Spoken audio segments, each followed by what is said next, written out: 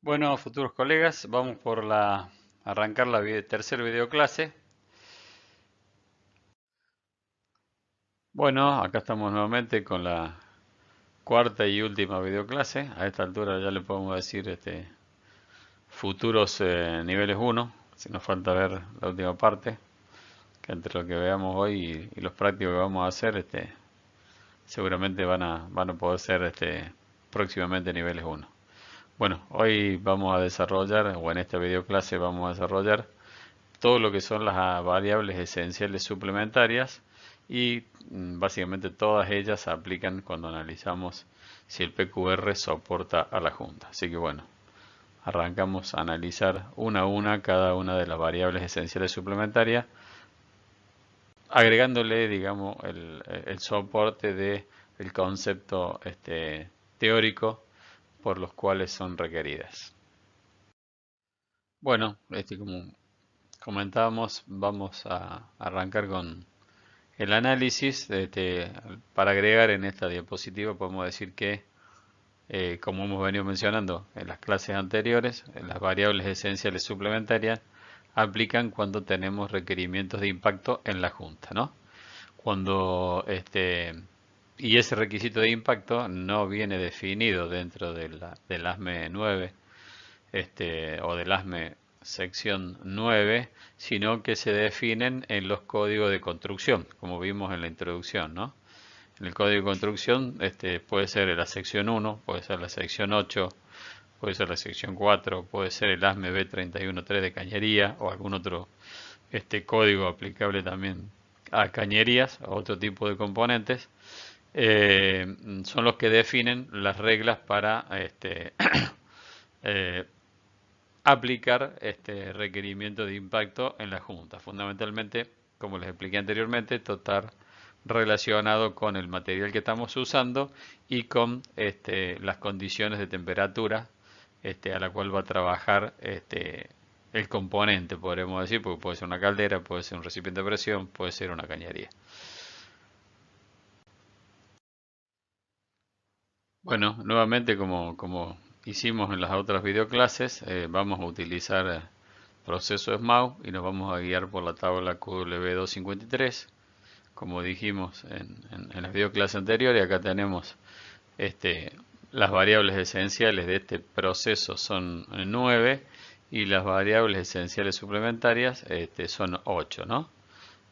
Vamos a empezar a analizar fundamentalmente estas 8 variables y los rangos de aplicación que nos permite el código cuando analizamos contra el WPS, ¿no? Cuando tenemos requerimiento de impacto. Comenzando ya entonces con el proceso de análisis, nosotros la primera variable que está dentro del grupo de variables de material base es la QW435, que es cuando se produce un cambio en el número de grupo de metal base. Como vimos en las variables esenciales, no en las esenciales suplementarias, lo que era importante con respecto al tipo de material para las variables esenciales era el número P, que es el número de soldabilidad. Pero dentro de cada número P, como tenemos distintos números de grupo en esa familia, el solo cambio del número de grupo constituye una variable esencial porque pueden cambiar las propiedades mecánicas. No, perdón, las propiedades mecánicas no, las propiedades de tenacidad y de impacto. Se debe calificar un WPS usando una de las siguientes opciones. Cuando calificamos un WPS, o sea, cuando hacemos el PQR, las opciones que tenemos, de acuerdo a QW 435, son utilizar el mismo metal base, tipo y grado, a usar en la soldadura de producción. Es decir, supongamos, uno de los materiales más utilizados que tienen que haber visto bastante con Juan Carlos y muy normal, es una chapa ASTM 516, por ejemplo, grado 70 o 60. En el caso del grado 70 es P1 grupo 2. Soldado con un material ASTM A516 grado 70 o un SA 516 grado 70, que es el mismo material. Si soldamos el mismo material con el mismo material, estamos cumpliendo este primer punto, que es el punto A, el 435. 35A. O sea, utilizamos la misma, la misma especificación de material para hacer el cupón. ¿Está bien? El segundo punto, que aplica solamente para materiales ferrosos, es cuando utilizamos un metal listado en QW422 que tiene que ser del mismo número P y del mismo número de grupo que el metal base a soldar en la soldadura de producción. O sea que acá no solamente tenemos que cumplir con el número P, sino con el número de grupo. O sea que la combinación de número P y de número de grupo pasa a ser la relevante. Con lo cual, cuando tenemos impacto,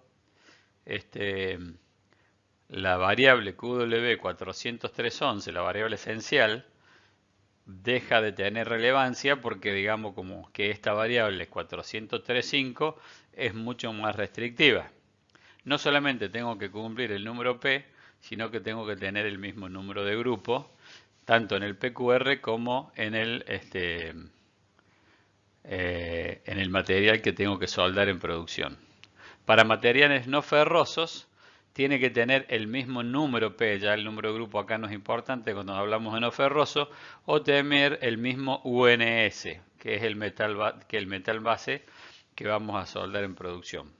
El UNS es un sistema americano que se le llama, que significa Unified Number System, que da el mismo número para materiales, por ejemplo, que se presentan en distintas calidades. Por ejemplo, nosotros podemos comprar, hoy hablamos de materiales para cañería, por ejemplo, que hablamos de la STM o la SA335. P11 es un material de 1.1 cuarto o 1.25 de cromo, ¿no es cierto? Esa composición química de ese material tienen un UNS que es exactamente el mismo que tenemos en una brida o en un accesorio forjado de acuerdo a la SA182, y en este caso en vez de ser P11 es F11 porque es un producto forjado, viene del inglés forged. Si bien el tipo y grado de material son distintos, los números P son los mismos y vamos a ver que el UNS también es exactamente el mismo. ¿Qué quiere decir? Que la composición química del material es la misma o muy similar, y lo único que sucede es que el modo de presentación en un caso es una cañería y en otro caso es un forjado. También puede ocurrir con que aparezca el mismo UNS en un fundido. O sea que la composición química es la misma. Al ser la composición química la misma, la soldabilidad del material también es similar. Por eso, para materiales no ferrosos se aplica el mismo número P y el mismo UNS. Bueno, en este caso particular, cuando hablamos del cambio en el número de grupo de metal base, como dijimos, para materiales ferrosos, en la soldadura de producción debemos calificar con la misma combinación de número P y número de grupo, ¿no?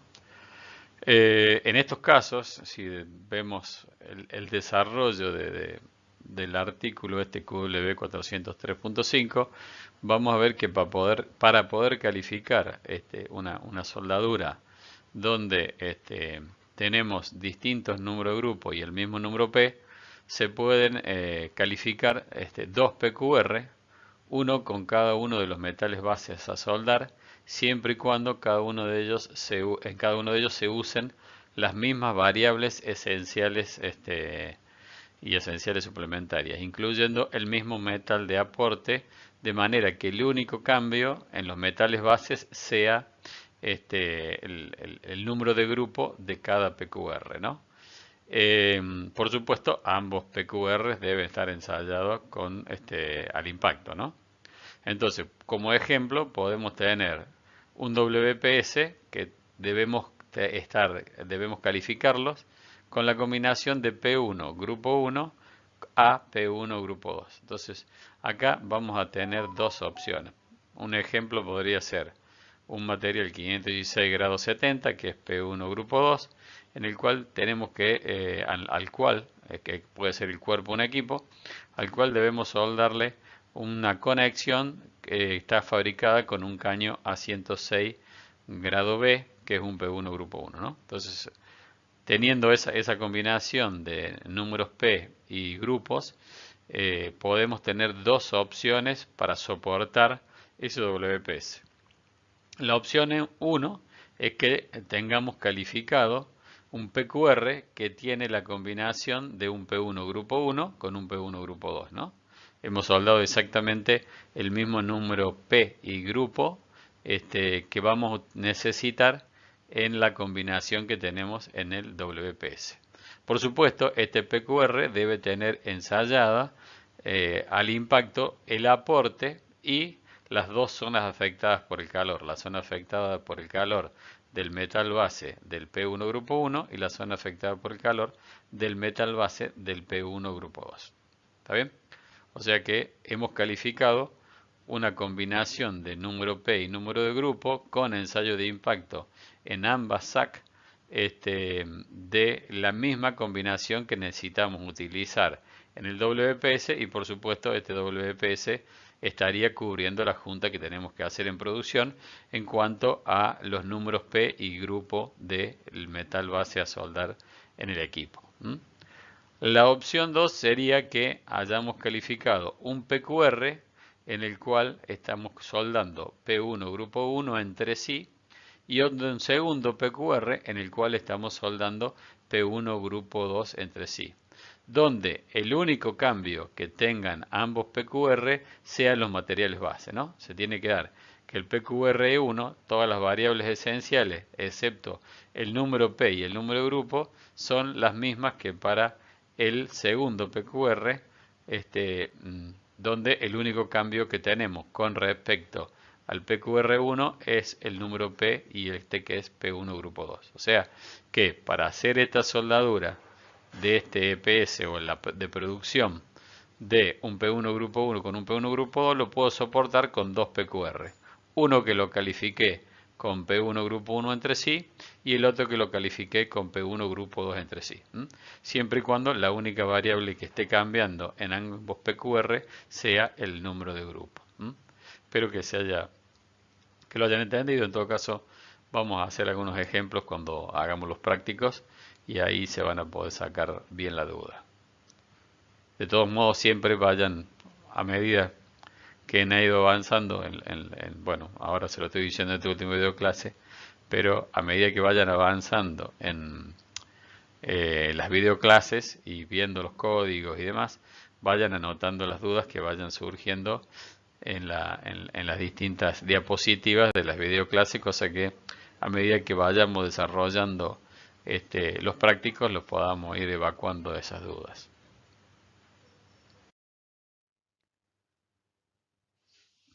Bueno, pasando a otra variable, vamos a analizar la 403.6, que es el límite de espesor calificado de metal base cuando hay requerimiento de impacto. Y este límite que nos impone la variable QW403.6 es un límite en el menor espesor calificado de metal base. Nos limita en menos, o sea que en la parte, digamos, si analizamos la tabla QW451, el espesor máximo calificado no se modifica, pero esta variable me estaría siempre modificando el espesor mínimo calificado hasta un espesor de 16 milímetros. Entonces, analicemos qué dice la variable. Dice que el espesor mínimo de metal base calificado es el espesor del cupón o del PQR T o 16 milímetros, el que sea menor.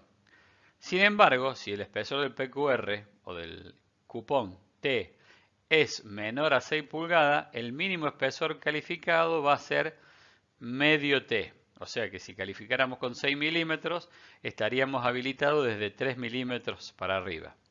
Esta limitación no es aplicable cuando el WPS es calificado con un tratamiento térmico por encima de la temperatura de transformación superior o cuando un material auténtico es recocido por disolución después de soldar.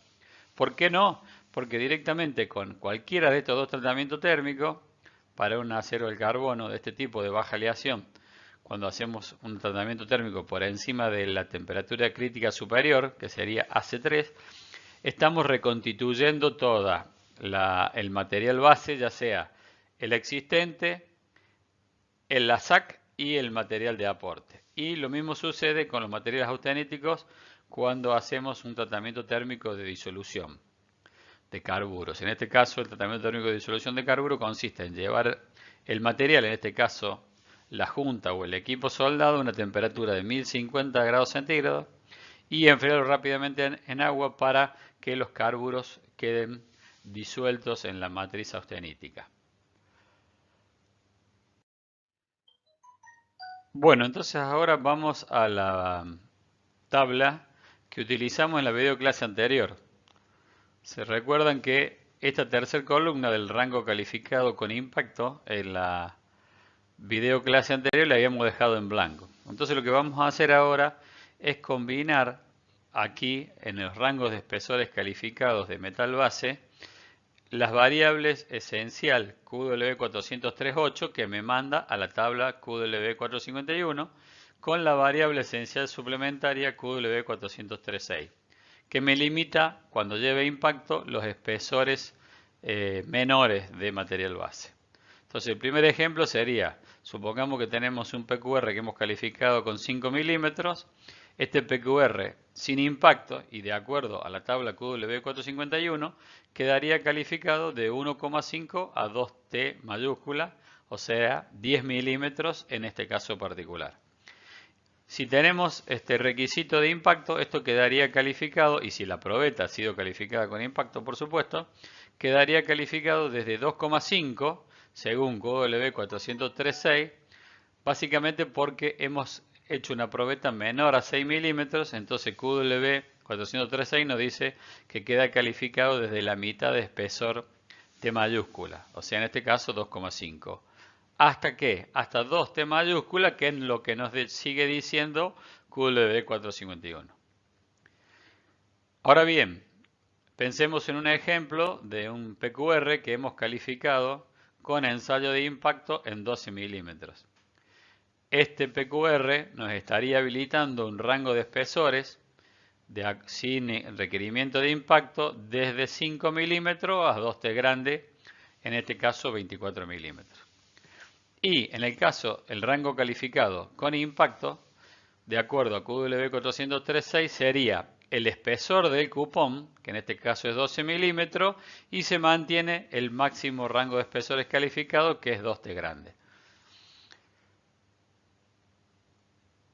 Luego tenemos un ejemplo para 18 milímetros. En el caso de 18 milímetros, el espesor calificado va a ser de 5 milímetros a 2T grande, en este caso 32, para aplicar en un WPS sin impacto, y cuando tengamos requerimiento de impacto, la calificación, el rango de calificación va a ser desde 16 milímetros hasta 32 milímetros, que sería el 2T grande. ¿Por qué tomamos 16? Porque justamente lo que nos dice QW436 es que el rango de espesor calificado menor es el espesor del cupón o 16 milímetros el que sea menor. Por eso en este caso, como ya superamos los 16 milímetros, de acá hacia adelante en mayores espesores se mantiene siempre el menor espesor en 16 milímetros y el mayor siempre está regulado por lo que los requisitos de la tabla QW 451.1. Acá si hacemos un pequeño análisis, lo que nos está sugiriendo el código es que básicamente lo que sucede aquí es que a medida que nosotros tenemos espesores más delgados, comparando con una misma energía de arco, con un mismo heat input, a medida que el espesor es más delgado, es como que la capacidad del material para un espesor más chico tiene menor capacidad de difundir calor. Por ende, las zonas afectadas por el calor nos van a quedar más anchas. Entonces, por eso es la limitación que tienen menos. Considerando los especialistas del código que de 16 milímetros hacia arriba, la influencia de la capacidad de disipar calor a través del espesor del material en función de un mismo heat input se mantiene estable cuando tengo espesores superiores a 16 milímetros y fundamentalmente porque en la mayoría de los casos o muy pocas veces se hace una pasada de un espesor tan grande, ¿no? Por otro lado, si vemos, cuando movimos las variables esenciales suplementarias, perdón, las esenciales, había una variable que era la 403.9 que nos decía, che, si das pasada simple mayor a 13 milímetros, te pasa a penalizar el espesor soldado. Con lo cual es algo que está bastante controlado, disculpen. La expresión no fue la más castellana en este caso. Bueno, espero que le haya quedado claro. Y bueno, por supuesto, esto siempre vale la pena que si lo quieren retroceder y volver a ver, lo que les digo siempre, vayan con el código al lado y moviéndose entre las distintas variables que vamos citando, ¿no? Esa es la mejor práctica que pueden hacer y lo que les va a dar mayor manejo de código, que es la finalidad de este taller. Bueno, continuando con las variables de aporte de material, una de las que está tenida en cuenta como variable importante dentro de las esenciales suplementarias, la 404.12, que es un cambio en la clasificación del aporte. Lo que nos dice básicamente es que un cambio en la clasificación del metal de aporte dentro de una especificación SFA, o sea, si estoy dentro de mi especificación y cambio el tipo de especificación dentro del mismo electrodo, cambio la especificación o cambio la resistencia o lo que sea dentro de esa misma especificación, ya pasa a ser una variable esencial. O cuando usamos un metal de aporte que no esté cubierto por una especificación SFA. También no nos cubriría cuando usemos un metal de aporte no cubierto por una especificación SFA y lo cambiemos a otro metal de aporte que tampoco está cubierto por una especificación SFA. Pero el código nos da algunas excepciones, el párrafo que sigue, que es cuando utilizamos metales de aporte conforme a una clasificación dentro de las especificaciones de SFA, la recalificación no va a ser requerida si se cumple alguna de las condiciones que vamos a analizar en el próximo slide. Por ejemplo, en el caso A nos dice cuando cambiamos de un material de aporte que es designado como resistente a la humedad a uno que no lo es o viceversa. Por ejemplo, del E7018R al E7018 o viceversa. ¿Qué quiere decir acá? Que por ejemplo el código lo que está preservando básicamente es que cumplamos con las propiedades mecánicas básicamente. El código nunca nos dice que dejemos de utilizar nuestra mejor conocimiento de la ingeniería. Entonces, bueno, si nosotros tenemos la necesidad de utilizar un electrodo resistente a la humedad, tendremos que seleccionarlo como una necesidad para ese trabajo, pero en ningún momento está poniendo en jaque o en peligro la resistencia mecánica que hemos calificado en el PQR, ¿no? Otro caso es cuando el nivel de hidrógeno difusible lo cambiamos a otro nivel de hidrógeno difusible. Por ejemplo, tenemos un 7018 H8, a lo mejor para una aplicación muy específica, y lo vamos a cambiar a un 8018 H16. En este caso estamos teniendo un aporte con menor cantidad de posibilidad de tener hidrógeno, mayor cantidad de hidrógeno difusible, con lo cual, digamos, si bien vamos a tener mayor presencia de hidrógeno, no nos va a cambiar tampoco las propiedades mecánicas de la unión. Para los metales de aporte, de acero al carbono de baja aleación y de acero inoxidable en que tengan la misma resistencia mínima a la tensión y la misma composición química nominal, un cambio en el tipo de recubrimiento de bajo hidrógeno a otro de recubrimiento de bajo hidrógeno, por ejemplo, un cambio entre la clasificación, el de un electrodo, por ejemplo, 70-15 a 16 o 18, o de 15 a 16 o 18. Siempre estamos, fíjense que los dos números o las primeras X que tenemos se mantienen, con lo cual ahí tenemos una situación de que estamos manteniendo la resistencia. Y en el caso, eso sería para los aceros al carbono y de baja aleación, y en el caso de los inoxidables, que sería este caso, estamos cambiando solamente el tipo de electrodo, pero no el tipo de resistencia que tenemos en el material. La 404.12 nos hace otra aclaración más en el punto D, que si cambiamos de una designación de uso posición a otra de los electrodos de corazón, o sea, acá está un poquito mal traducido, de, digamos, el flux core arc welding, o sea, de tubulares, por ejemplo, el cambio del 70T1 a un 71T1. Acá es una cuestión de la posición en que voy a soldar, entonces no hay un cambio en la resistencia que vamos a tener mecánica y en la capacidad de resistir al impacto o a la tenacidad. También nos comenta que de una clasificación que requiere prueba de impacto a la misma clasificación que tenga un sufijo que indica que la prueba de impacto fue realizada a una temperatura más baja.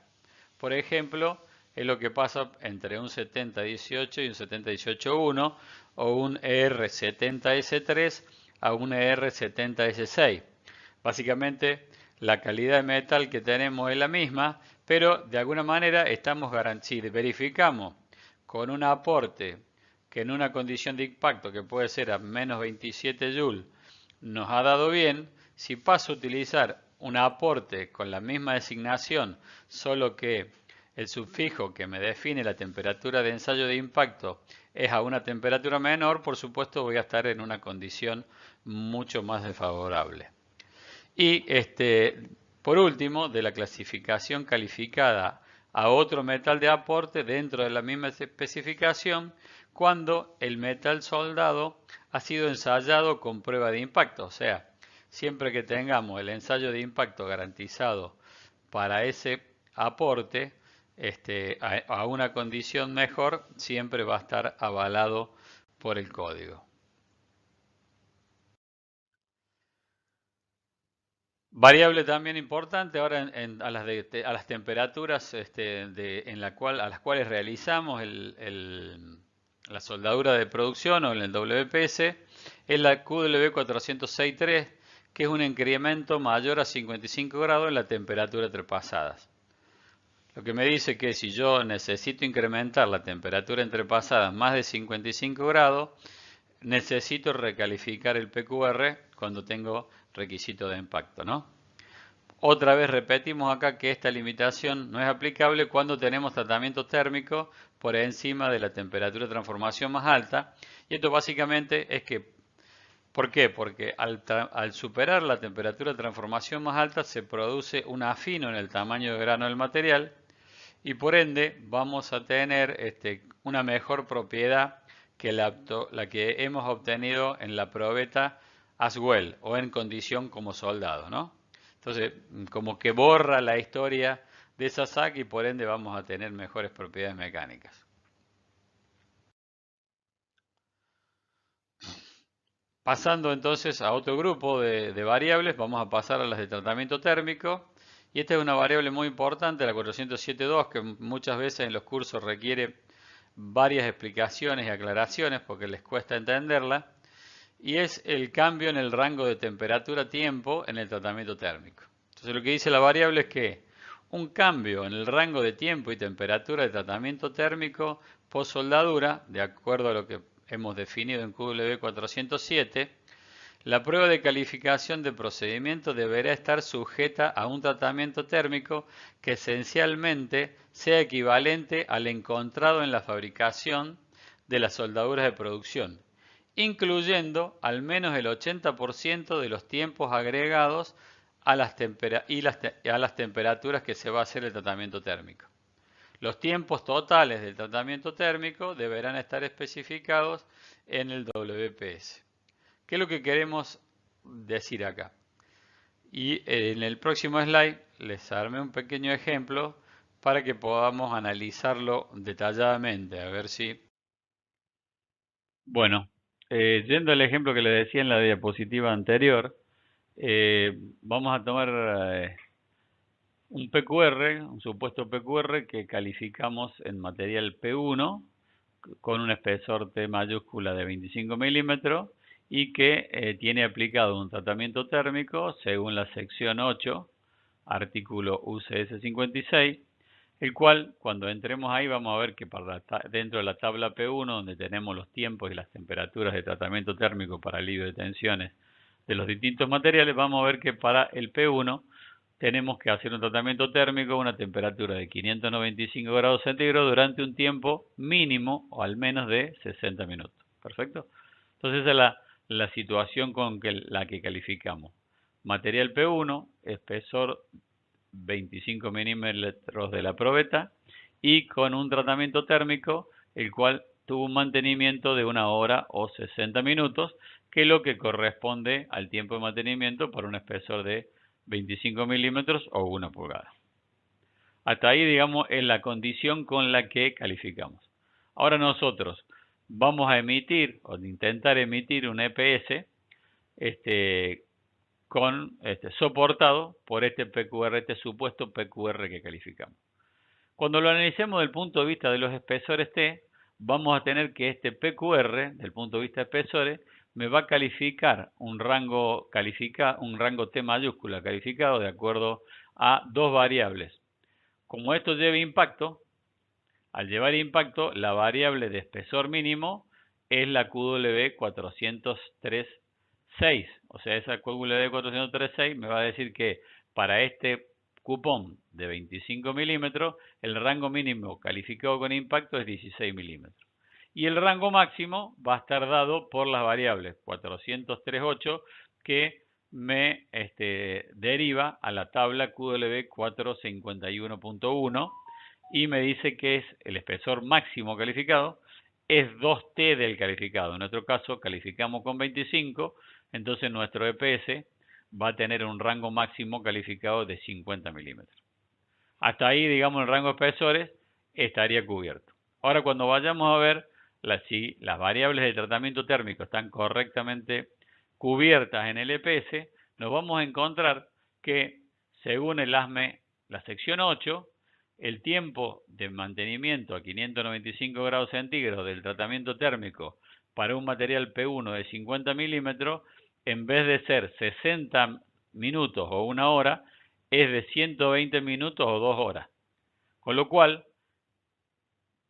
estoy viendo ya rápidamente de que el tiempo que apliqué en el cupón de calificación va a ser el 50% de lo que va a requerir el WPS. O sea, está muy por debajo de lo requerido. Entonces, acá lo que dice la 407.2 es que yo tengo que calificar al PQR con al menos un tiempo del 80% del máximo tiempo requerido en el WPS o especificado en el WPS o el que vamos a usar en producción. En este ejemplo, el tiempo que deberíamos haber calificado como mínimo sería 96 minutos. ¿Está bien?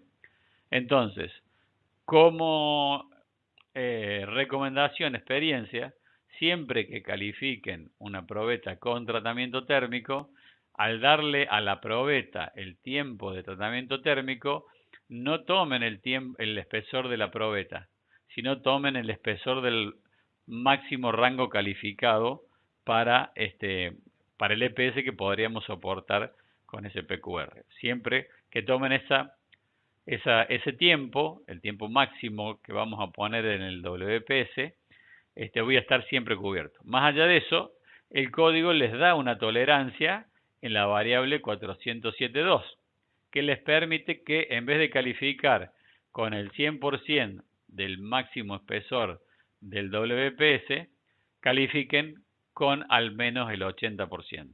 Bueno, espero que les haya quedado claro. Esto como para que tengan una introducción, es un tema que siempre da a ser aclarado y lo vamos a ver seguramente con los prácticos que vamos a estar viendo en las clases online. Así que préstenle atención y lo veremos más en detalle en los prácticos. Bueno, avanzando con las otras variables esenciales suplementarias, vamos a entrar en las QW409, que son un grupo de variables que están relacionadas con las características eléctricas que estamos utilizando para encender el arco. La primera de ellas es la 409.1, que es un incremento de calor aportado o la energía de arco que estamos aplicando en la junta, ¿no?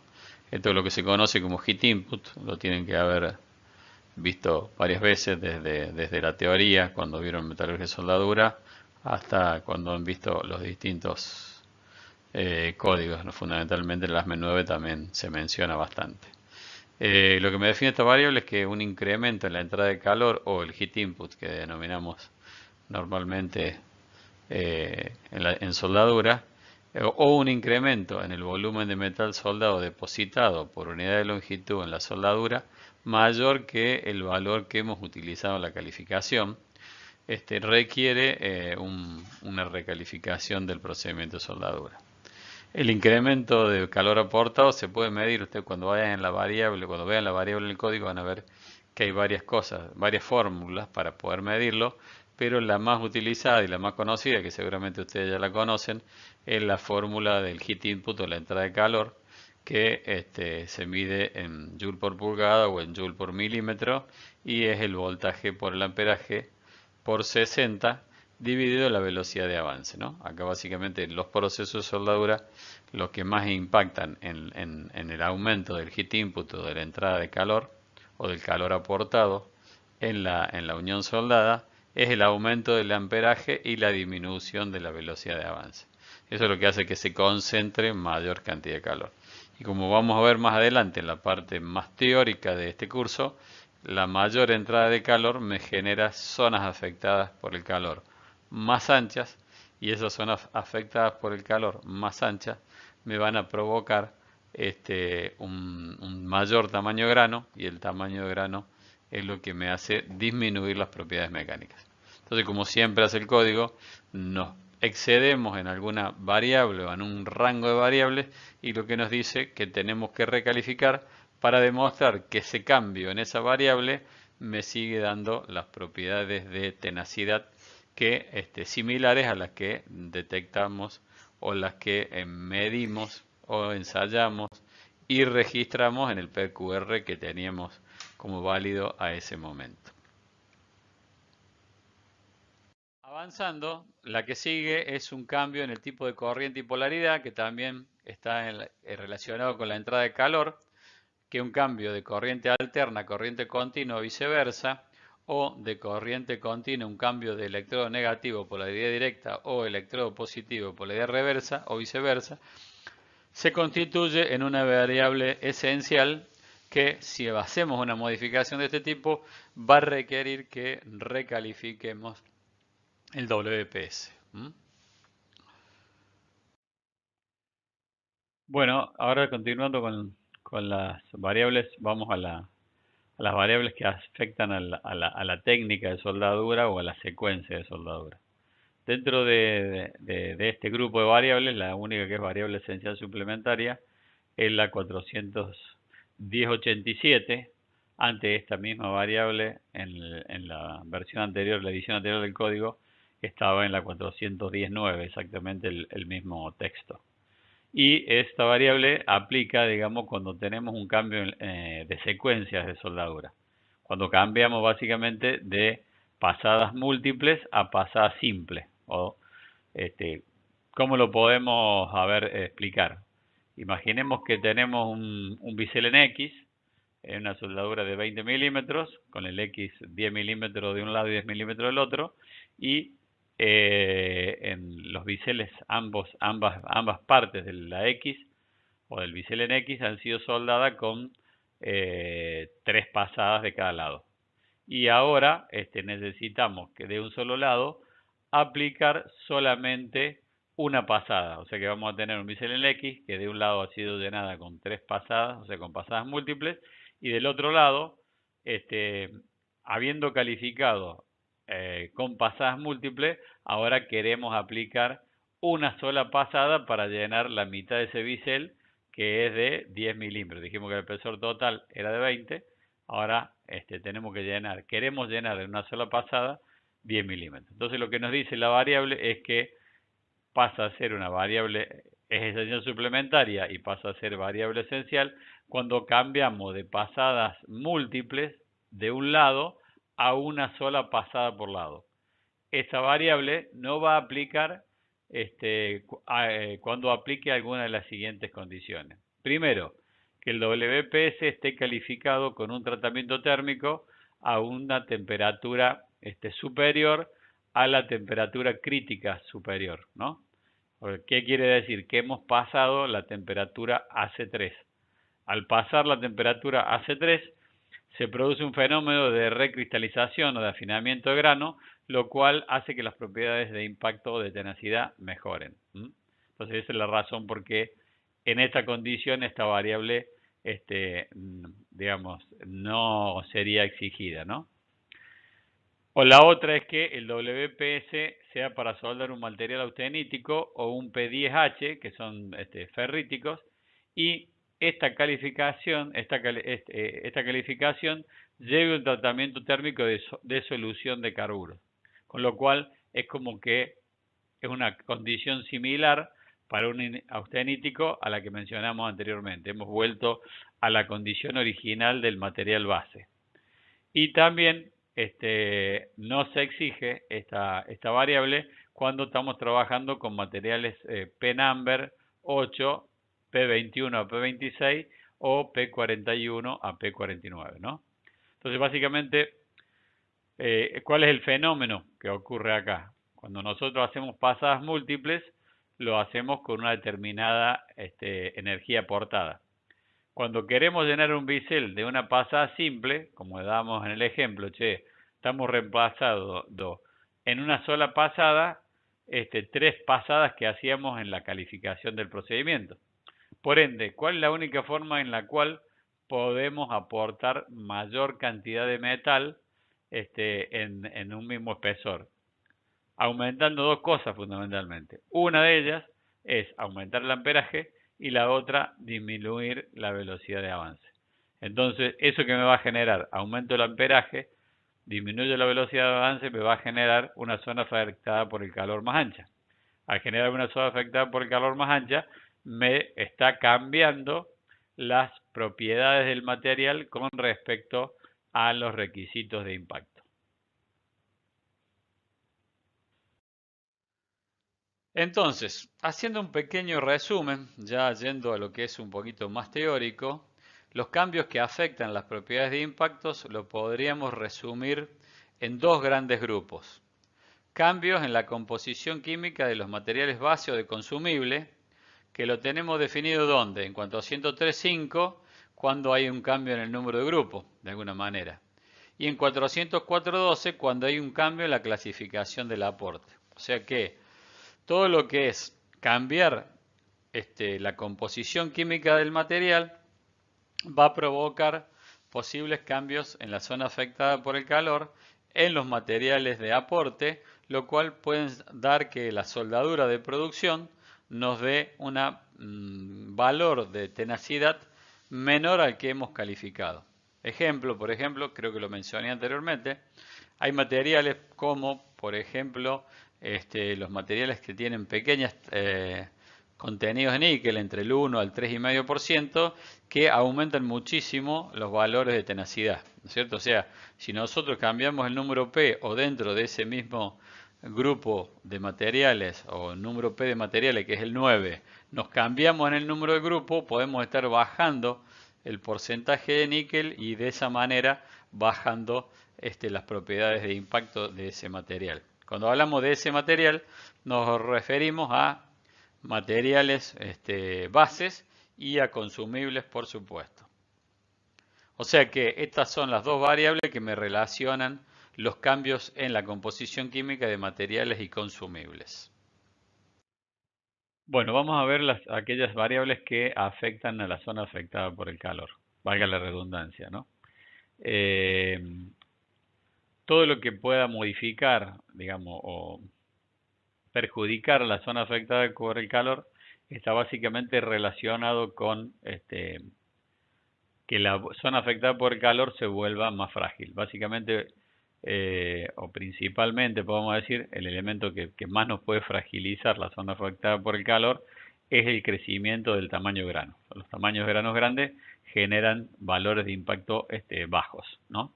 Entonces, toda aquella condición técnica transformada en una variable, que son las que vamos a ver acá, nos van a producir tamaños de grano más grandes y a su vez zonas afectadas por el calor más anchas, ¿no?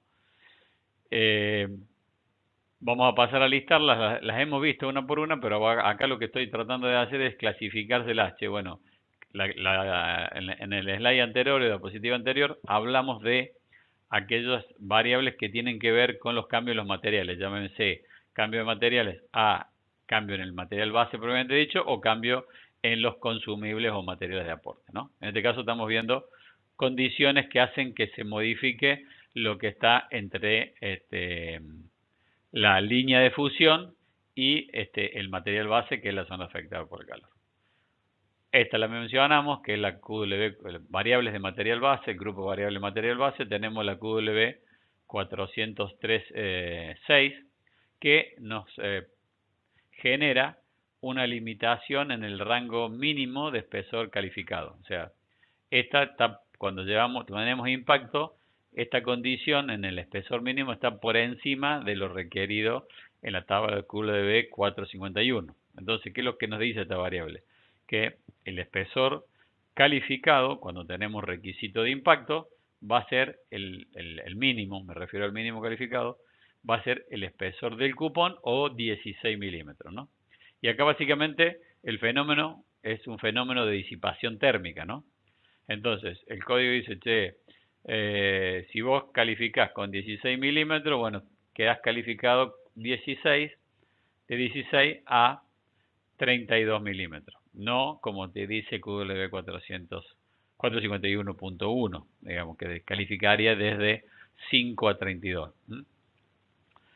Si el espesor del cupón es menor que 16, el valor que se toma es ese valor. ¿Por qué?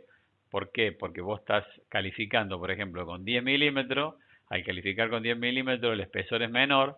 Si las condiciones, resto de las variables son las mismas, sobre todo en cuanto a calor aportado, la velocidad de disipación va a ser más lenta. Entonces vos cuando ensayaste esa probeta de 10 milímetros, están considerando una condición más desfavorable que la que vimos recién de 16 milímetros, ¿no? Entonces el fenómeno acá que estamos evaluando en casi todos los casos va a ser un fenómeno de disipación térmica, lo cual va a influenciar en que tengamos una zona afectada por el calor más ancha. Es como que el código, el número 16, considera que si tengo espesores mayores a 16, por ejemplo, dimos dos ejemplos, califiqué con 16, me habilita de 16 a 32. Califico con 10, me habilita de 10 a 20. ¿Está bien? Ahora, si yo califico con 25 milímetros, el código me va a calificar de 16 a 2 T grande, que sería 50 milímetros. ¿Qué pasa en este caso? Es como que el código dice, bueno, hasta 16 milímetros considera como que el efecto de disipación térmica influye en la zona afectada por el calor. De 16 milímetros para arriba es como que la capacidad de disipación de calor del material es suficiente para el código y no va a haber, digamos, es como que, che, si tengo más espesor y el mismo heat input, cada vez va a ser más delgada la zona afectada por el calor y no va a afectarle a la soldadura de producción o al WPS que queremos utilizar en producción.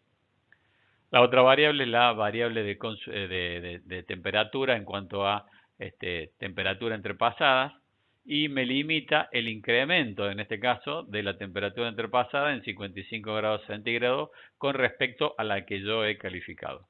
Entonces, en este caso, es como que si nosotros calificamos con 200 grados centígrados y ahora en producción y en el EPS queremos elevar la temperatura entrepasada porque tenemos espesores delgados, por lo que sea, a 300, el código me lo va a limitar. ¿Por qué? Porque al estar soldando con un material a una temperatura mucho más elevada, más de los 55 grados que me permite el código, va a hacer que la disipación de calor sea más lenta. ¿Por qué? Porque está más caliente el material que estoy soldando en ese momento. Entonces la zona afectada por el calor va a ser más ancho, mayor tamaño de grano.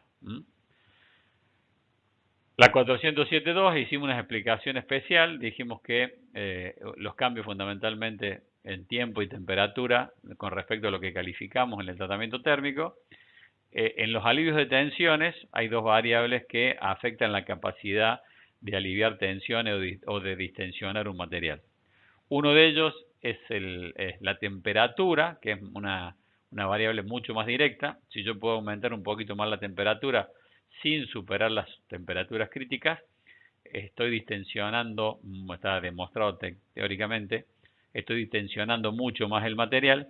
Y la otra opción es, mantengo una determinada temperatura, pero la tengo más tiempo. Si yo tengo más tiempo el material a temperatura, también estoy logrando un mayor porcentaje de distensionado o de alivio de tensiones del material. A su vez, todo alivio de tensiones tiene un segundo beneficio y es más notable cuando hablamos de materiales que tienen un carbono, llamémosle, en el orden límite de lo que es la soldabilidad, 0,35% carbono, o un carbono equivalente de 0,42, 0,45, o materiales de baja aleación. Y ese efecto es un efecto de revenido en todo en el aporte y en la zona afectada por el calor. Y esto hace que obtengamos valores de dureza en aporte y en zona afectada por el calor, una vez que sometimos el material al tratamiento térmico de alivio de tensiones, no solamente le aliviamos las tensiones, sino que le bajamos la dureza tanto en el aporte como en la zona afectada por el calor. Al bajar la dureza, disminuimos la fragilidad de la soldadura en esa zona, por ende, al disminuir la fragilidad, va a aumentar la capacidad de tenacidad de esa junta. Por eso es una variable esencial. La otra la damos dentro de las variables eléctricas, la 409.1, que es un incremento en el calor aportado. Esto está relacionado con las dos primeras que hablamos. Si meto más calor a igualdad de condiciones, voy a tener mayor, voy a tardar más en disipar. Si tardo más en disipar el calor, la zona afectada por el calor va a ser más ancho y voy a estar mayor cantidad de tiempo a altas temperaturas. O sea que me genera tamaño de grano grande, por ende es una variable que a tener en cuenta para la recalificación. La 409.30, acá ya estamos seguimos dentro de las variables eléctricas, y es cuando tengo un cambio en el tipo de corriente o de polaridad. Sabemos que el tipo de corriente y polaridad afectan la penetración que tenemos en la soldadura, entonces por ende estos cambios de corriente o de polaridad también me van a afectar la zona afectada por el calor, otra vez valga la redundancia. Y por último, dentro de las variables, las 410, que son las técnicas de soldadura, la 410.87, que es un cambio en la secuencia de soldadura, cuando pasamos de una calificación que hemos hecho con pasadas múltiples y ahora queremos hacer pasada simple. Por ende, como ya explicamos recién, para pasar de depositar la misma cantidad de espesor de material en una pasada simple, tenemos que tener mucho más amperaje y menos velocidad de avance. Esto me modifica el heat input aumentándolo notablemente, lo cual también, como las anteriores dijimos, nos van a generar una zona afectada por el calor mucho más ancha. Todas estas variables entonces son las que podemos agrupar como que afectan, digamos, a la zona afectada por el calor, el tamaño de grano y la fragilidad que podemos obtener en la zona de SAC o de soldadura.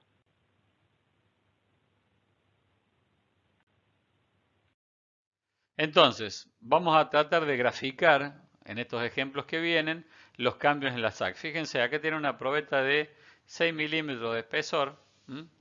Y fíjense que se han dado 3 pasadas y fíjense el ancho de la SAC, sobre todo en el lado derecho donde se hizo un remate con un último cordón. Fíjense que la relación del ancho de la SAC con el espesor es prácticamente la misma del lado derecho. Esta SAC tan ancha, es lo que dijimos anteriormente, lo que dice arriba, nos genera una zona afectada por el calor más grande. Acá tenemos una probeta ya de mayor espesor y fíjense la influencia de la zona afectada por el calor respecto del espesor. es casi nula, ¿no? Entonces, el tamaño de grano, es más, ahí se ve esas zonas más oscuras, son tamaños de grano recristalizados, pero que no generan tanto efecto en la zona afectada por el calor. Este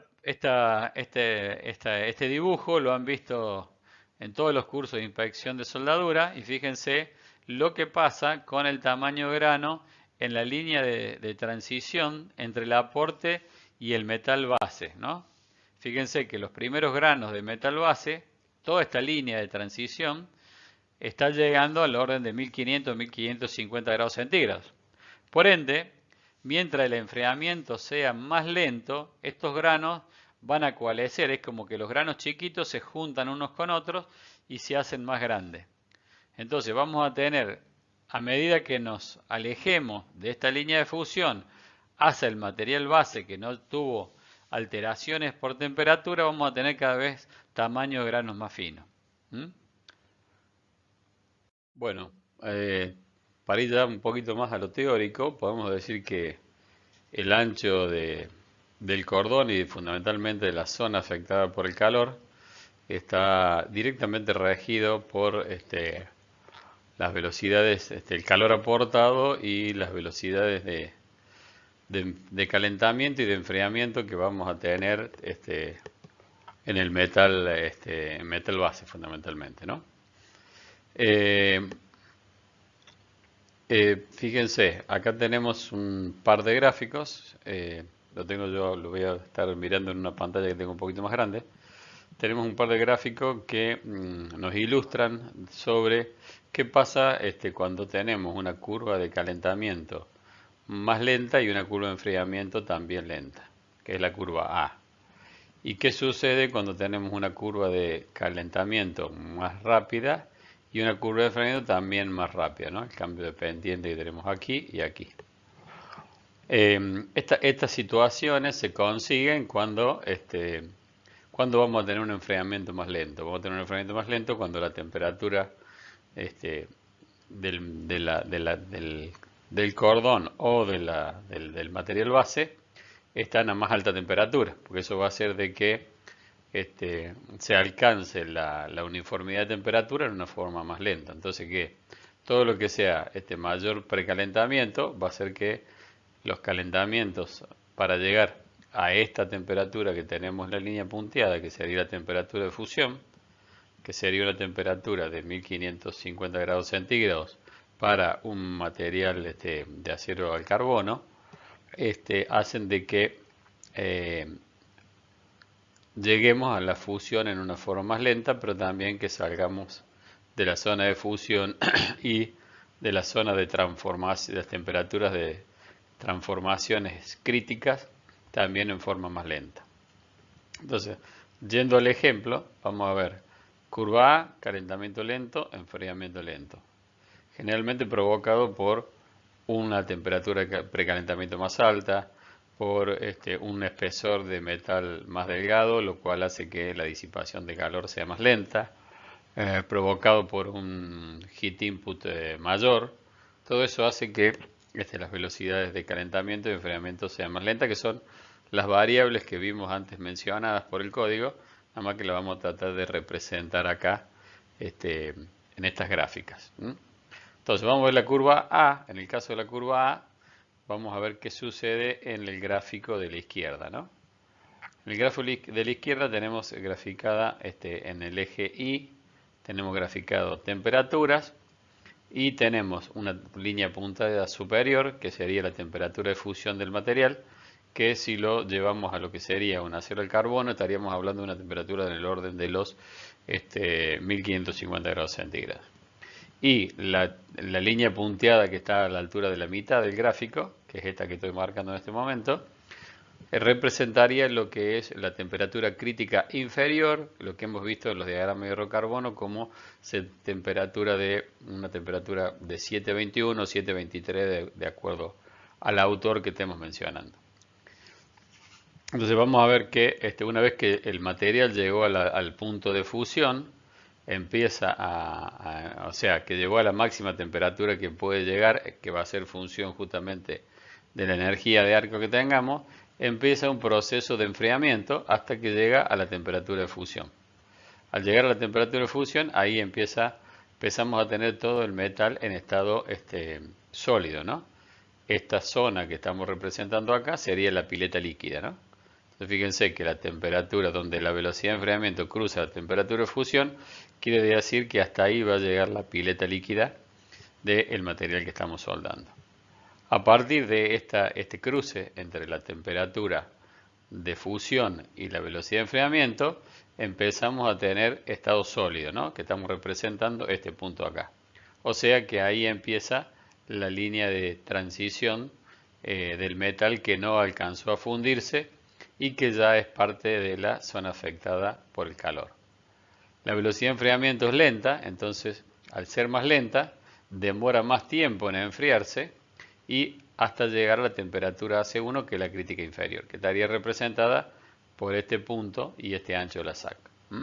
Y después continúa el enfriamiento, pero acá ya no tengo transformaciones metalúrgicas y lo que estamos pudiendo ver es que la zona afectada por el calor tiene este ancho, que es el tiempo, o sea, es directamente proporcional al tiempo que demora en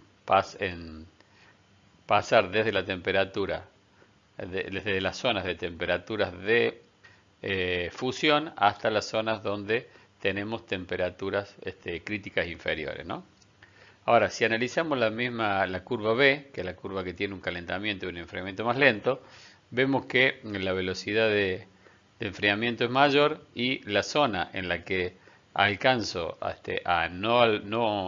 zona que no llegamos a fundir del metal base, que sería donde empezaría la SAC, se produce a una distancia mucho menor, por lo tanto la pileta líquida es más chica, o sea que podemos, si vemos el volumen de esta zona, del ensayo que hemos hecho a una temperatura, a una velocidad de calentamiento y enfriamiento mayor, el volumen aportado va a ser mayor que si tenemos una energía de arco mayor y la velocidad de enfriamiento es más lenta o hemos tenido un precalentamiento y la velocidad de enfriamiento es más lenta, ¿no? A partir de este punto, es la zona donde estamos en estado sólido, pero llegamos a temperaturas donde hay transformaciones metalúrgicas importantes hasta que llegamos a este punto donde la temperatura llegó a 723. ¿Qué quiere decir? Que a la izquierda de este punto no tenemos transformaciones metalúrgicas importantes y a la derecha de este punto ya no hay cambios metalúrgicos. Fíjense básicamente cómo está representado el ancho de la SAC en el cordón B, donde tengo un enfriamiento lento, y el ancho de la SAC donde tengo un enfriamiento, el ancho de la SAC donde tengo un enfriamiento rápido es más delgado, la pileta líquida es más chica porque al haber menor energía fundo menos material, caso sucede totalmente lo contrario cuando tenemos calentamientos lentos y enfriamientos lentos. La pileta líquida o el metal fundido es mayor y las zonas afectadas por el calor son más anchas. Vamos a seguir adelante con este análisis. Cualquier duda vayan anotando y las vemos durante el práctico. Acá tenemos otra serie de gráficos donde vemos cuál es el efecto que tenemos no solamente en la zona afectada por el calor y en la estructura metalográfica que vamos a tener como consecuencia de la velocidad de enfriamiento, sino también con otro factor muy importante que es la dureza. Fíjense en la línea que se representa como 1 sería una probeta que hemos hecho en similar condición pero sin precalentamiento, y la que está punteada es una probeta que hemos hecho con precalentamiento. Al soldar sin precalentamiento pasa lo mismo que vimos en el caso anterior, tenemos una zona afectada por el calor más delgada que cuando hemos hecho un precalentamiento, ¿no? La zona afectada por el calor es mucho más ancha. Al tener una zona afectada por el calor mucho más ancha, dijimos que podía pasar de que los tamaños de grano fueran mayores. Pero, ¿qué sucede? Cuando no tenemos precalentamiento, que sería este caso, la velocidad de enfriamiento es esta. Al ser una velocidad de enfriamiento rápida, estaríamos cortando la curva TTT, la temperatura tiempo transformación, a velocidades más altas. Con lo cual, al cortarla con velocidades más altas, en vez de tener una estructura ferrítica-perlítica, vamos a obtener una estructura más del tipo martensítica.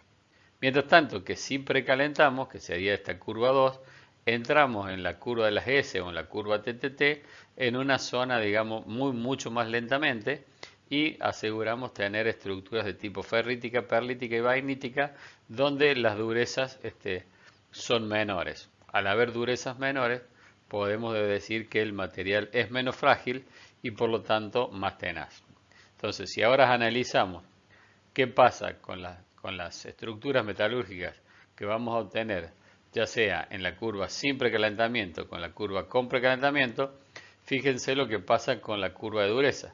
Si nosotros pudiéramos hacer un ensayo de microdureza, que es un ensayo que permite hacer durezas cada medio milímetro, desde el centro del aporte hacia la zona de afectada, hacia la zona de transición, o la interfase entre la pileta líquida y la zona afectada por el calor y hasta salir de la zona afectada por el calor, nos vamos a encontrar con lo siguiente: que en el aporte vamos a tener un valor de dureza más o menos estable hasta que llegamos a la zona cercana a la línea de fusión.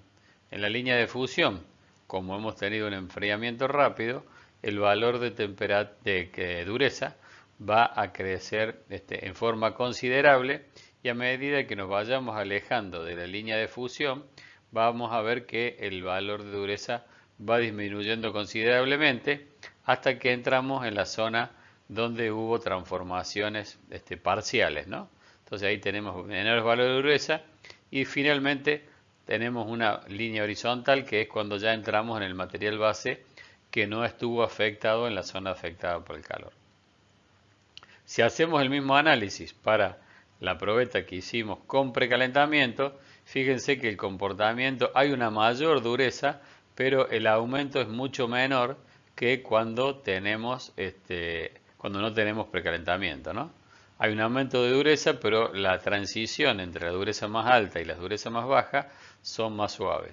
Esta disminución en la dureza que hace que el material sea menos frágil, y al ser menos frágil hace que el material sea más tenaz. Por eso es que se insiste tanto en mantener las temperaturas de precalentamiento en los procedimientos de soldadura, y es una variable que es sumamente importante. Continuando con el análisis, acá tenemos qué es lo que va a pasar con la temperatura cuando superamos las temperaturas críticas inferiores y críticas superiores. Acá tendríamos representado un acero al carbono de medio carbono, que sería del orden de 0,25, 0,30 carbono. A temperatura ambiente, este material, si pudiéramos verlo en el microscopio, va a tener granos de ferrita y granos de perlita. Cuando llegamos a la temperatura crítica superior, fíjense, todo lo que ha sido perlita se transforma en austenita, que son estos granos que tenemos acá, recristalizando con un grano más fino. Se produce una recristalización y un afino de grano. Cuando llegamos a C3, el 100% del material se recristalizó y se logró un afinamiento de grano. Si nos pasamos muy por encima de AC3, por encima de 60, 80 grados centígrados, fíjense que ya a medida que aumentamos la temperatura, los granos empiezan a coalescer. Esa coalescencia hace que el tamaño de grano se haga demasiado grande. Y como venimos repitiendo reiteradamente, cuando tenemos para el mismo material, cuando hay tamaño de grano más grande, las propiedades de impacto decaen abruptamente. Por eso es que cualquier variable que pueda afectar la zona afectada por el calor va a ser tenida que recalificar, fundamentalmente porque hay un efecto de aumento en el tamaño de grano o un posible aumento en el tamaño de grano en la zona afectada por el calor. Por esa razón es que el código, cuando alguna de las variables que afectan la zona afectada por el calor se modifica, requiere que se haga una recalificación y que se demuestre que las propiedades de tenacidad siguen intactas. Bueno, volviendo de nuevo allá cuando empezamos la primera clase, dijimos que el análisis integral ahora ya vimos cómo analizar el par de documentos junta y WPS. Hemos visto cómo analizar las variables esenciales y variables esenciales suplementarias en el WPS y en el PQR, y hemos dicho que siempre tenemos que mirar cada variable que analizamos en el PQR, qué repercusión va a tener sobre la junta, porque esto nos va a ayudar a concluir nuestro trabajo de análisis de la documentación de soldadura. Acá les voy a dar una serie de ejemplos de lo que nos puede pasar. El ejemplo 1, supongamos que tenemos una junta de espesor T 26 milímetros. El WPS tiene un rango de espesor de metal base de 5 a 30. O sea, y el PQR está calificado en 15 milímetros.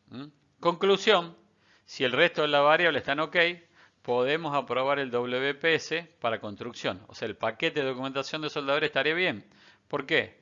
Porque el PQR lo calificamos en 15 milímetros, según QW 451.1, nos habilita a soldar de 5 a 30 milímetros, que es lo que dice el WPS, y la junta de producción es de 26, o sea que está dentro del rango de 5 a 30. Ese es el ejemplo número 1. Ahora sigamos con este mismo ejemplo. Tenemos una junta de espesor 26 milímetros, pero el WPS está limitado de 5 a 20, pero está soportado por el mismo PQR de 15 milímetros. Entonces, esto es lo que les decía anteriormente. Cuando analicemos una variable del PQR, como estamos analizando WPS y PQR, ¿qué vamos a decir? Que el WPS está, no estaría la variable 403.8 o QW 451.1 del WPS, no estaría cubriendo la junta porque me faltan 6 milímetros. Pero cuando analizo el PQR me da la posibilidad de avalar WPS hasta 30 milímetros. En conclusión, si el resto de variables está bien, lo que tengo que hacer es hacer un nuevo WPS que califique hasta 26 o si quisiéramos hasta 30, que es lo que me habilita el PQR, ¿no? En este caso con 26 estaría bien. Esos son los ejemplos que al final de analizar toda la soldadura o las situaciones que se les pueden dar al final cuando analicen toda la documentación de soldadura de la junta. Otra posibilidad es que tengan una junta, que sigamos con la junta 26 milímetros, el rango que tengamos calificado en el WPS es de 5 a 26, o sea que estaría el WPS cubriendo la junta, pero el PQR que lo está soportando es de un espesor de 10 milímetros. O sea que en este caso lo que no me sirve es el PQR. ¿Cuál es la conclusión en este caso? Si las variables están bien, ¿qué hay que hacer? El WPS sirve, el PQR no. Hay que calificar el WPS disponible. ¿Está claro? El ejemplo número 4 sería que tenemos una junta que lleva tratamiento térmico, el WPS no tiene tratamiento térmico y el PQR tampoco tiene tratamiento térmico. Por ende, el WPS no está cubriendo la junta y el PQR no cubre ni al WPS, no soporta, perdón, ni al WPS ni tampoco soporta a la junta. Por ende, si todas las variables están bien o no, lo que sea, hay que desarrollar y emitir un nuevo WPS y calificarlo. Estas son las 4 opciones que le van a salir al final de cuando ustedes ya hayan realizado el análisis del WPS y los ELO, los PQR que estén soportando al WPS que hemos aplicado a esa junta. Entonces, bueno, con esto estaríamos concluyendo esta tercer parte de las videoclases.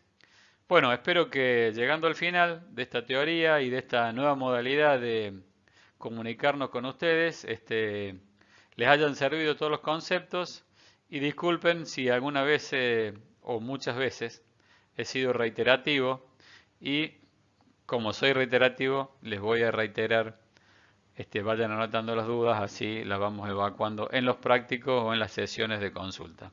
Bueno, nos estaríamos viendo entonces el 3 de junio, que sería la primera clase online que vamos a tener, y vamos a presentar el primer ejercicio, donde todo lo que hemos aprendido hasta ahora lo van a tener que volcar en la práctica. Hasta luego y nos estamos viendo pronto.